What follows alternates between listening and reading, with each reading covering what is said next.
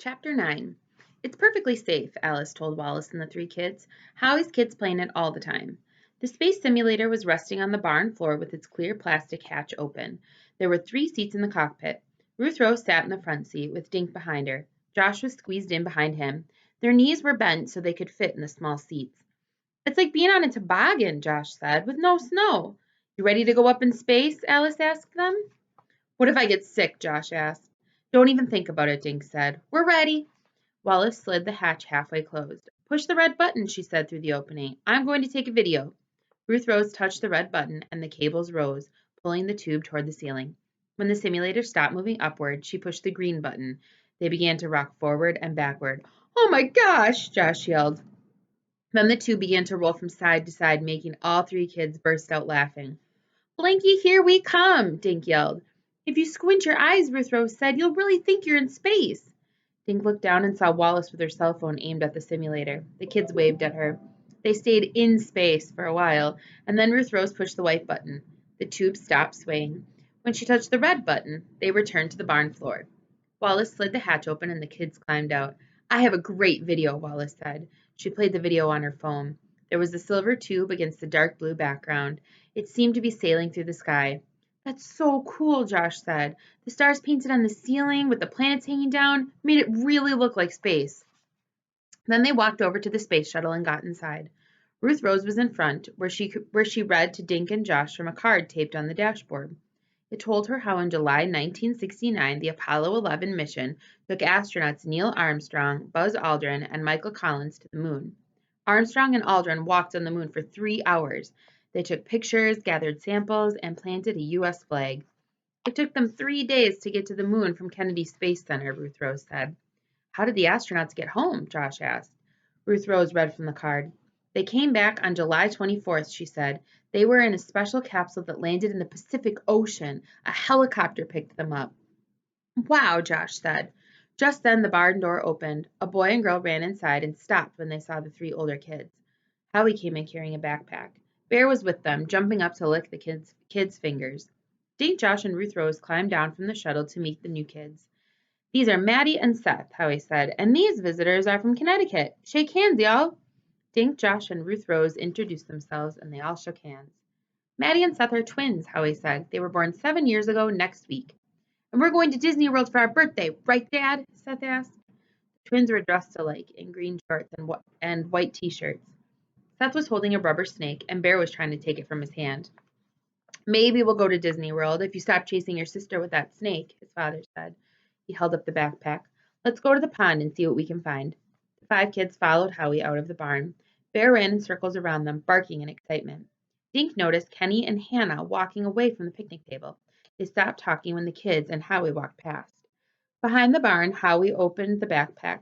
He took out a jar of water, a bag that said plaster of Paris, a plastic cup and bowl, and a wooden mixing spoon. We're doing a nature project for school, Seth said.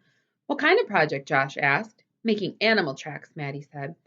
Howie led Bear to a shady spot next to the barn and told him to stay. Bear whined, but he laid down with his chin on his front paws. A hungry alligator will jump right out of the water and grab a little dog, Howie told the kids, but I've never seen one here. Josh pointed to one of the large tracks they'd seen yesterday. Is that a bear track? He asked Howie. It's a good print for our project, Howie said, but it's not from a bear. Bear feet are much wider than these, and bears have long, curved claws. When they walk, the claws make pointy marks in the dirt. He pointed at the print. You can see a few toenail marks here, but if these were bear tracks, the claw marks would be deeper and bigger. I'm guessing this track came from a large dog, Howie said. Maybe a coyote or wolf. How do you know so much about animals? Josh asked. Howie smiled. I worked in a zoo when I was in high school, he said, and I read everything I can find about wildlife. Could this track be from a mountain lion that Kenny saw? Ruth Rose asked. When was that? Howie asked. Dink thought for a minute. Yesterday morning, he said. Kenny said it was in the driveway. I washed Mrs. Wallace's car yesterday morning before I started cleaning the gutters, he said. I didn't see any mountain lion. Did you move the cars to wash them? Dink asked. Nope, the bunkhouse hose reached fine. Howie knelt and put his finger on the dog print. Anyway, this isn't from a mountain lion, he said. Cats, including the big ones, keep their claws folded inside their paws when they walk. They don't leave claw marks in the dirt like a dog or bear would. Do you think the mountain lion will come back? Josh asked. He looked nervous.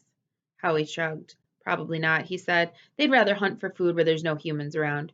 He gestured toward the thick trees and brush around the pond, like back there where the foxes and raccoons live. Is that Auntie A's land too? Dink asked. Yep, she owns a mile or so back there, Howie said. Mostly jungle and ponds, but it's worth a fortune. She told me about the folks bugging her to sell, but I told her to hold on. Land only gets more valuable. Howie pointed across the pond. Her husband started to cut trails through once, but I reckon it's grown over now, he said. Dad, when can we do it? Seth asked. He stuffed his rubber snake in a pocket of his shorts. Right now, his father said. Following his directions, the kids poured 1 cup of plaster into the plastic bowl, then added 2 cups of water and stirred the mixture until it looked like thick white soup. They poured it into the deep paw print. Now we wait for the plaster to harden, Howie said. Seth and Maddie made casts of some of the smaller animal prints while everyone waited for the plaster in the deep paw print to harden. Howie pointed out the differences between raccoon, possum, and fox prints. After about 20 minutes, they went back to the first cast. The plaster had hardened, so Howie lifted it from the ground. He brushed off a clump of mud. The result was a perfect dog track. Who wants some lunch? Said Wallace from behind them. Chapter 10. The 5 kids and Howie washed the plaster and mud off each other's hands with the hose. Alice and Wallace brought sandwiches, apples, cookies, and lemonade to the picnic table. Bear, go under, please, Auntie Alice told her dog. Bear crawled under the picnic table and flopped on the grass. They had a noisy lunch with Dink, Josh, and Ruth Rose, Seth, and Maddie all showing off their plaster animal tracks. Seth's rubber snake sat on the table, and everybody pretended to be afraid of it. When the last sandwich had been eaten, Howie stood up. Okay, Seth and Maddie, he said. We told Mom we'd help her in the garden, so we better get on home. Tell everyone thank you. Seth and Maddie collected their plaster prints and said thank you and raced to their dad's van. Bear ran after them, barking. Dink, Josh, and Ruth Rose helped Alice and Wallace bring the lunch stuff into the kitchen. Hannah's motor scooter roared up the driveway, with Kenny driving. Hannah sat behind him with her hands on his shoulders. Through the kitchen door, Dink watched them walk around toward the picnic table with their books. Hannah sprayed Kenny with insect repellent, and they both laughed. Let's meet in the bunkhouse, Dink whispered to Josh and Ruth Rose. He left the kitchen and walked across the yard. Kenny and Hannah were sitting at the table with their books open. They were watching Dink, so he waved. Josh and Ruth Rose came through the bunkhouse screen door a minute later, each munching on a cookie. Josh handed one to Dink, who was sitting on Josh's bunk. Josh flopped down next to him, and Ruth Rose sat on the on the upside down wastebasket. You had that look on your face, she said to Dink.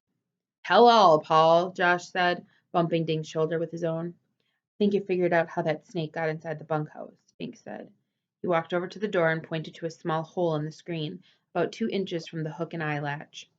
I noticed the hole this morning, Dink told them. You think the snake crawled through that? Josh asked. No, Dink said. Remember, I found the door and latch last night? I think someone undid the hook from the outside. He took a pencil from his backpack, walked outside, and let the screen door close behind him. Latch it, he told Josh. Josh slipped the hook into the eye. Okay, it's locked, he said. Now watch, Dink said. He slid the pencil through the hole and lifted the hook out of the eye. Now it's unlocked. Wow, Josh said. Here's a picture. You can kind of see what they mean. They couldn't lock it again when they left, Dink went on. That's why it was unhooked when I got up last night.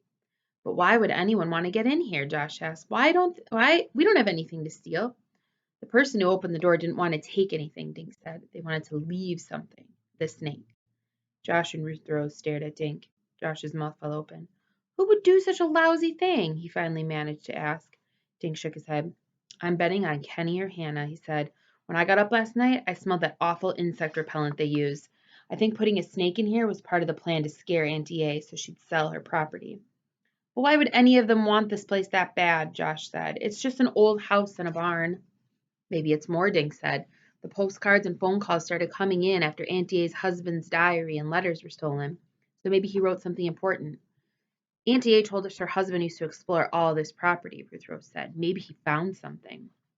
Yep, and if Hannah saw his diary when she was cleaning in the barn, she might have read it and found out what he wrote, Dink said. Then she and her boyfriend came up with a plan to get the property away from Auntie A. Do you think Howie is helping Kenny and Hannah? Josh asked. No, he told Auntie A not to sell yet, Dink reminded Josh and Ruth Rose. so he can't be one of the people trying to get it away from her. We need to find that diary, Ruth Rose said. Then we'll know what Hannah and Kenny know. Yeah, but if they hid it somewhere, we'll never find it, Dink said. It's probably in one of their lockers at college. In TV shows, the good stuff is always in a safe deposit box in the bank, Josh said. And the detective finds a mysterious key in the dead guy's pocket and that's TV, Ruth Rose said. Hannah has keys. I saw them. Hey, maybe the diary is in one of the compartments on her scooter. We can't take her keys or search her bike, Dink said, but we can check out the rest of this property. Maybe we'll find what makes Hannah and Kenny so anxious to get it. You want to explore a jungle? Josh asked, with bugs and snakes and alligators? Have you guys noticed that Kenny's the only person who saw alligators on this property? Dink asked. He also said he saw a mountain lion, but no one else did. Hannah said she saw a rattlesnake, but no one else saw it either. I think they're lying. All to scare Auntie A, Ruth Rose said. They're trying to scare you and me and Josh, too, Dink said. Why? Josh asked. Because they don't want us to go near the ponds, Dink said. He found Ruth Rose's pine shine and held it up. Let's go find out why.